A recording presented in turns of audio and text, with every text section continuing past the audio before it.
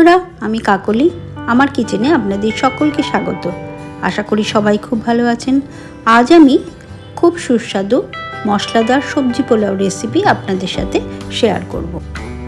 সম্পূর্ণ ঘরোয়া উপকরণে আমি এই পোলাওটা বানিয়েছি, আর বানাতেও কিন্তু খুব বেশি সময় লাগবে না।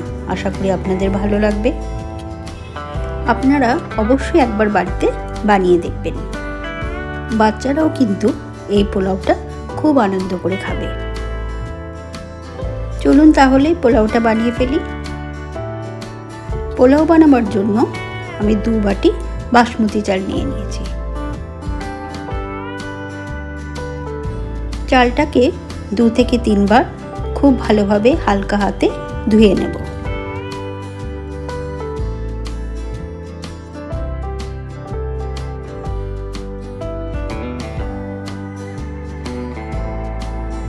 এখন চালটা জলে ভিজিয়ে চাপা দিয়ে আধ ঘন্টা রেখে দেব। একটা বাটিতে 3 চামচ দই, 1 চামচ ধনের গুঁড়ো, 1 চামচ জিরের গুঁড়ো, 1 চামচ হলুদ গুঁড়ো, 1 চামচ লঙ্কার গুঁড়ো, 1 চামচ বিরিয়ানি মশলা, 1 চামচ নুন খুব ভালোভাবে মিশিয়ে একটা মশলা তৈরি করে নেব।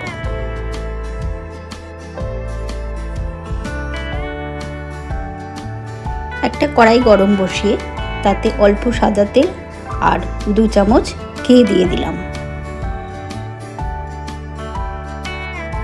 এবার ঘিয়ের মধ্যে অল্প সাজিরে 2টো তেজপাতা, 4টে গোলমরিচ, 2 টুকরো দারচিনি, 4টে এলাচ, 4টে লবঙ্গ আর অল্প একটু জয়িত্রী দিয়ে দিলাম।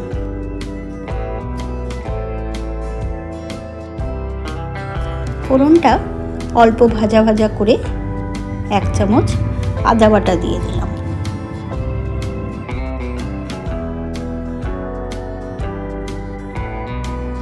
ছোট ছোট করে কেটে রাখা বিনসের টুকরো দিয়ে দিলাম। বিনসটা ভালো করে আদার সাথে একটু ভেজে নিলাম। এবার টুকরো করে রাখা গাজর দিয়ে দিলাম আর টুকরো করে রাখা আলু দিয়ে দিলাম। আলু দিলে পোলাওটা কিন্তু খেতে বেশি ভালো লাগে। ছোট বাটির 1 বাটি মটরশুঁটি দিয়ে দিলাম।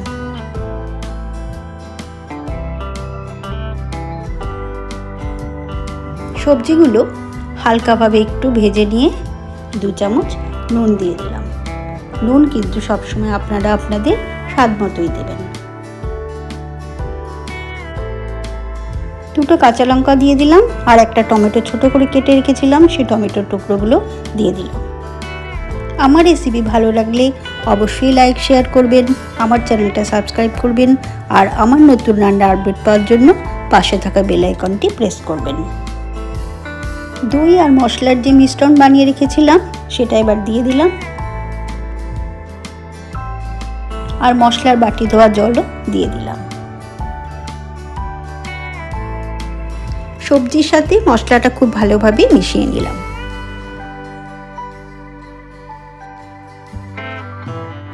কিছুটা ধনেপাতা কুচিয়ে রেখেছিলাম, সেই ধনেপাতা কুচিটাও দিয়ে দিলাম। আবারও সব কিছু ভালোভাবে মিশিয়ে নিলাম।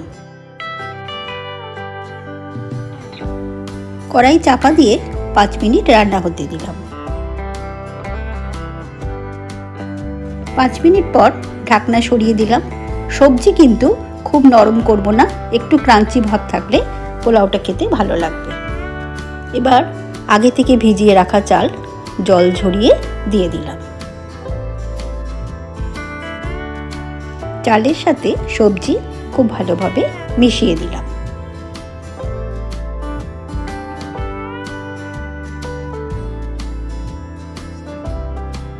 যে বাটিতে আমি 2 বাটি চাল নিয়েছিলাম সেই একই বাটিতে আমি 4 বাটি জল দিয়ে দিলাম।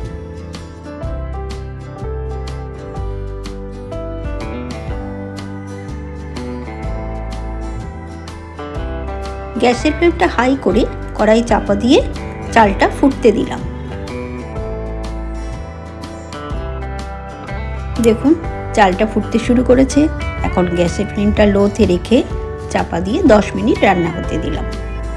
10 মিনিট পর আমাদের পোলাও কিন্তু একদম তৈরি হয়ে গেছে। দেখে বুঝতে পারছেন কতটা ঝরঝরে হয়েছে। ঠান্ডা হলে পোলাওটা আরও ঝরঝরে হয়ে যাবে। তাই চাপা দিয়ে ঠান্ডা হওয়ার জন্য কিছুক্ষণ রেখে দিলাম। হঠাৎ করে বাড়িতে গেস্ট এসে গেলে আপনারা কিন্তু এইভাবে পোলাও রান্না করে তাদের পরিবেশন করতে পারবেন। পোলাও একদম ঠান্ডা হয়ে গেছে, চলুন তাহলে এবার সার্ভ করে দিই।